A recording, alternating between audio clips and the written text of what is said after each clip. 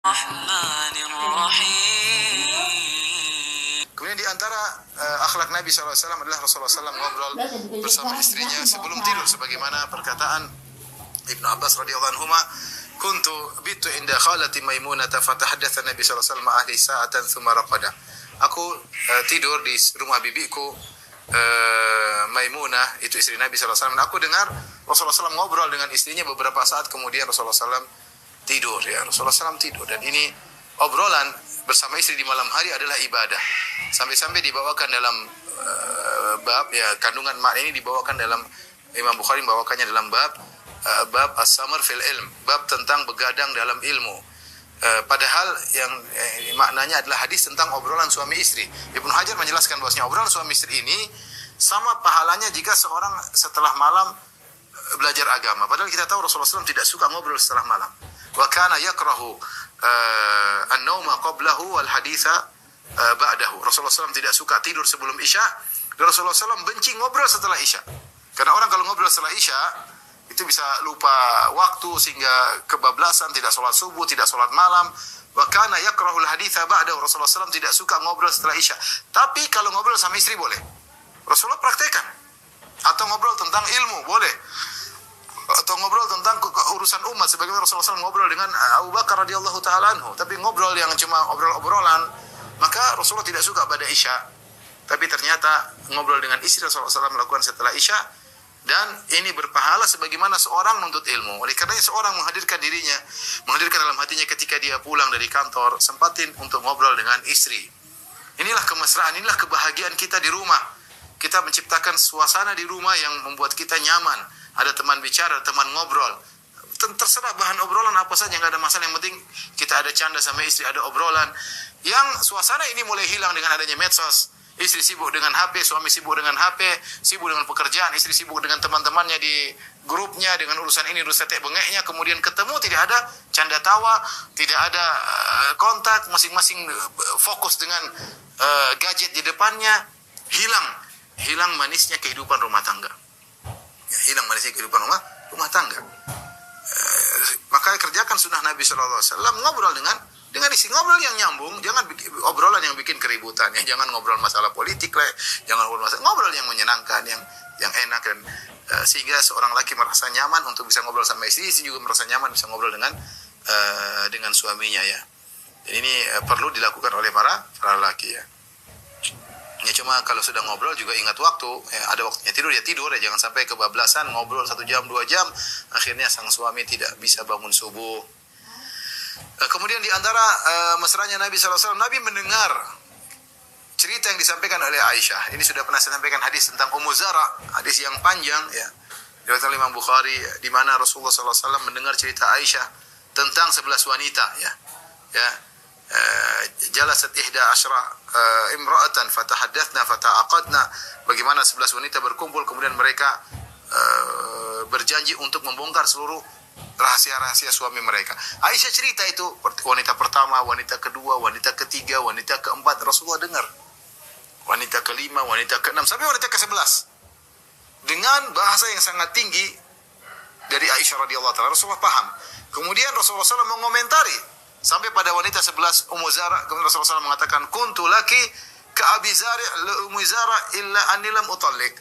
Nabi komentari, kata Nabi, aku terhadap engkau wahai Aisyah seperti Abu Zara terhadap Ummu Zara, hanya saja aku tidak menceraikan. Abu Zara menceraikan Ummu Zara, aku tidak menceraikan engkau. Kata Aisyah, engkau lebih baik daripada Abu Zara. Tapi intinya Rasulullah SAW mendengarkan obrolan istrinya, kemudian mendengar dengan saksama, bukan tidak seperti sebagian orang, istrinya ngobrol dia main HP, atau suaminya ngobrol istrinya main HP. Tidak fokus, ya. Ada sesuatu yang penting dia tinggalkan, sibuk dengan hal yang tidak penting. Oleh karenanya lihat bagaimana Nabi SAW mendengarkan cerita dari Aisyah radhiyallahu taala anha, kemudian Rasulullah SAW juga nyambut, bukan cuma dengar terus udah tidur, enggak. Rasulullah dengar, Rasulullah SAW juga komentari. Kemudian di antara mesranya Nabi sallallahu alaihi wasallam, Nabi sallallahu alaihi wasallam perhatian sama istri-istrinya. Setiap pada asar Rasulullah SAW pergi menyenguk istri-istrinya satu persatu, wahidatan Rasulullah SAW datangi satu persatu. fayadunu minhunna, Rasulullah SAW dekati, dalam riwayat min ghairi masisin, tanpa digauli, tapi Rasulullah SAW dekati, ngobrol, cumbui. Kemudian Rasulullah sampai di rumah yang memang dapat jatah nginap ya. Ini diantara mesranya Nabi Shallallahu Alaihi Wasallam ketika bersama istrinya. Di antara akhlak Nabi Shallallahu Alaihi Wasallam adalah bagaimana akhlak Nabi bersama istrinya di luar rumah. Kalau tadi dalam rumah, sekarang bagaimana di luar rumah. Rasulullah SAW tidak segan-segan untuk menunjukkan bagaimana kasih sayang kepada istrinya meskipun di luar rumah. Bagaimana dia menghargai istrinya. Seperti hadis yang masyhur tentang pernikahan beliau dengan Sofia radhiyallahu taala anha. Rasulullah SAW menikah dengan Sofia sampai akhirnya Sofia suatu saat mau naik onta, maka Rasulullah SAW menegakkan lututnya, kemudian diinjak oleh Sofia untuk naik di atas onta, dan itu dilihat oleh para sahabat di hadapan banyak orang. Ini yang meletakkan lututnya adalah Nabi SAW, manusia terbaik di alam semesta, yang pintu surga tidak akan terbuka kecuali yang mengetuknya Nabi SAW. Ya, tapi dia tawadhu di hadapan istrinya, di hadapan para sahabat, tawadhu untuk istrinya. Nah, ini yang harus kita hidupkan. Paling tidak saya sering sampaikan sederhana, kalau istri kita naik mobil, kita bukakan pintunya, atau kita persilakan istri, kita tutupkan pintunya. Paling tidak demikian ya. Tidak perlu kita taruh lutut, ayo sayang naik di atas lutut, tidak perlu. Mobil pendek ya, kalau kecil naik onta baru ya. Tapi paling tidak kita menunjukkan penghormatan kepada istri di hadapan umum. Istri merasa bahagia ya, bahwasanya suaminya ya menghargai dia di hadapan teman-temannya, di hadapan orang lain ya. Dan ini adalah akhlak Nabi Shallallahu Alaihi Wasallam. Contoh juga ya, bagaimana saya sebutkan Rasulullah SAW ngobrol dengan Sofia di masjid ketika sedang etikaf. Tentu sahabat yang lihat, dan sahabat meriwayatkan. Tapi Rasulullah SAW ngobrol dengan Sofia di masjid. Setelah itu dia keluar ngantar Sofia ke rumahnya. Ya, dilihat oleh para sahabat bagaimana Rasulullah SAW memuliakan istrinya. Contoh lagi, Rasulullah SAW kalau bersafar selalu bawa istri. Selalu bawa istri dalam safar apapun, bahkan dalam peperangan Rasulullah SAW bawa istri. Karena istri beliau banyak, maka Rasulullah SAW bikin undian. Siapa yang keluar namanya, ikut Nabi SAW bersafar. Nah, kalau antum istri cuma satu, nggak usah pakai undian ya. Undian keluarnya namanya itu keluar terus. Cuma digoyang cuma satu ya. Kamu lagi. Ya udah bawa aja. Selama bisa kita bawa istri, kalau memungkinkan, itu sunnahnya demikian. Kalau nggak memungkinkan, kata tabrakan dengan pekerjaan yang lainnya, dapat uzur. Tapi intinya sunnah adalah membawa istri dalam perjalanan. Itu lebih baik bagi kita, lebih mendudukan pandangan kita, lebih ada teman ngobrol, tidak digoda oleh wanita lain dan macam-macam ya. Itu lebih sunnah ya. Kalau bisa bawa istri, maka bawa istri. Lihat, ini di luar rumah. Di antara Nabi SAW pernah juga dilihat oleh para sahabatnya ketika hari Id, hari Lebaran. Ketika itu orang-orang Habasyah sedang bermain-main di Masjid Nabawi, main perang-perangan. Kemudian Rasulullah manggil, ya Humaira, ya, ala tanzurin, tidakkah kau melihat kepada orang Habasyah? Rasulullah ajak Aisyah untuk nonton orang Habasyah sedang bermain-main perang-perangan dengan gerakan-gerakan mereka, menunjukkan gerakan-gerakan dalam peperangan. Maka Aisyah pun pergi nonton. Maka Rasulullah fa'aqamani wara'ahu, Rasulullah pun meletakkan Aisyah di belakang Nabi. Apa kata Aisyah? Fa wada'tu dzikni ala atiqihi, aku pun meletakkan daguku di pundak Nabi SAW, wa asnadtu wajhi ila khaddihi, lalu aku tempelkan pipiku, wajahku di pipi Nabi SAW. Jadi Aisyah di sini, dagunya di pundak Nabi SAW, pipinya nempel dengan pipi Nabi SAW, dan itu di jendela atau di pintu, dan orang-orang lihat semua. Bahkan Aisyah mengatakan, maka nali hubbun nazar, aku tidak ingin lihat orang-orang Habasyah, tetapi hatta yablughan nisa, agar para wanita semua tahu ya, maqamahu li wa makani indahu, agar para wanita tahu bagaimana kedudukan Nabi di sisiku dan bagaimana kedudukanku di sisi Nabi SAW. Jadi gampangan bahasa kerennya, Aisyah lagi pamer bahwasanya dia dicintai oleh Nabi SAW.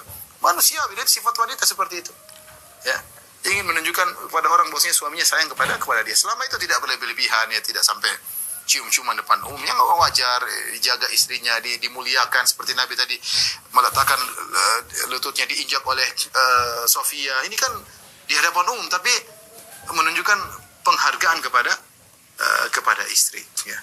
Dan Aisyah sampai Rasulullah mengatakan, Hasbuk, sudah cukup wahai Aisyah nonton. Kata Aisyah, la ta'jal. Sebentar ya Rasulullah. Kemudian Aisyah nonton lagi. Rasul bilang lagi, hasbuk, sudah cukup wahai Aisyah. Kata Aisyah, la ta'jal, jangan buru Rasulullah. Aisyah bukan sedang nonton Habasyah, tapi lagi pingin agar orang-orang tahu bagaimana kedudukan Nabi di sisinya dan bagaimana kedudukan dia di sisi Rasulullah Sallallahu Alaihi Wasallam. Dan ini di luar, artinya dihukum luar rumah orang pada melihat ya.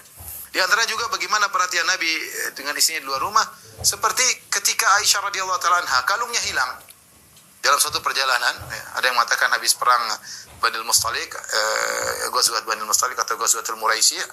Allah alam bisawab. Intinya kemudian kalung Aisyah radhiyallahu taala anha hilang di malam hari. Maka Aisyah lapor kepada Nabi sallallahu alaihi wasallam. Lihat apa yang dilakukan oleh Nabi. Nabi memberhentikan pasukan perang untuk cari kalung tersebut. Rasulullah suruh orang cari kalung tersebut. Artinya Aisyah tahu suami saya ini serius. Ini kalung ya sebenarnya kan kalau hilang ya sudah kita pergi nanti tidak. Tapi karena Rasulullah tahu ini kalung disukai oleh Aisyah, ini kalung spesial bagi Aisyah, maka Rasulullah SAW nyuruh sahabat untuk nyari kalung tersebut. Nyari kalung tersebut. Sampai subuh, ya, sampai subuh tidak ketemu kalung tersebut, orang pada heboh. Sudah waktunya sholat subuh, masih cari kalung sementara tidak ada air. Bagaimana mau sholat tanpa air? Ada yang sholat tanpa, waktu itu belum turun ayat tayamum, sehingga ada yang sholat tanpa wudhu. Mereka yang sholat karena uzur, ya. Ternyata setelah itu turun ayat tayamum, falam tajidu ma'an fatayammamu sa'idan thayyiba. Kalau kalian tidak dapat air maka bertayamumlah. Akhirnya para sahabat ngerti inilah keberkahan Aisyah radhiyallahu taala anha, ma hiya bi awwali barakatikum ya ala Abi Bakar. Sampai orang mengatakan ini bukan keberkahan kau yang pertama wahai Aisyah, engkau selalu bawa berkah.